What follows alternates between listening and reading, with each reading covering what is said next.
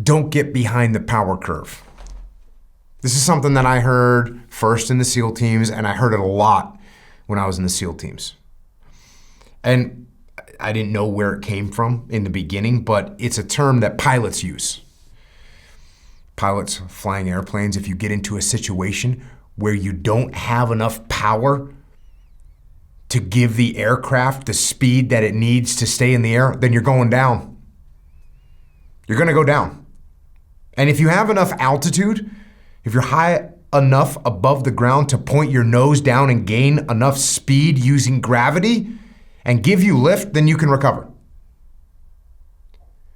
But if you don't have enough altitude, you are going to crash and burn. Now, in the SEAL teams, when we talked about being behind the power curve, we didn't mean it in this technical aircraft kind of way, but it had a similar meaning. You see, you have all kinds of things to do when you're preparing for a mission. You have to prepare all kinds of gear, weapons and radios and boats and motors and parachutes, all kinds of stuff. And then you also have to plan for the mission. That means you have to figure out the navigation routes and the communication plans and the actions at the objective itself and contingency plans and escape and evasion plans. And then on top of that, you have to present the concept of the operation up the chain of command and get approvals. And then you have to rehearse the mission, do talk-throughs and walkthroughs.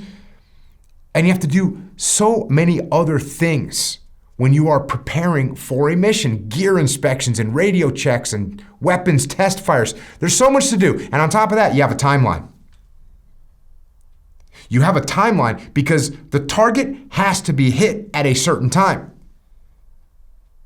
It has to be hit at a certain time because of coordination with other units or intelligence that you've gathered, or the calculus of how many hours of darkness there are and how much time you actually have to get to the target and back away from the target in the dark. So you have a timeline that you have to make. And if you don't pay attention, you get behind the power curve.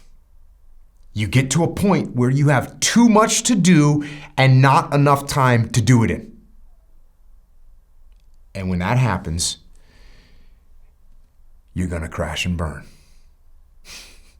So stay ahead of the power curve. You should feel that power curve on your back.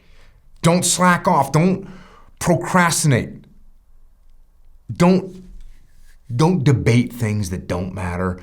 Don't let perfectionism eat up all of your time. Don't sit around.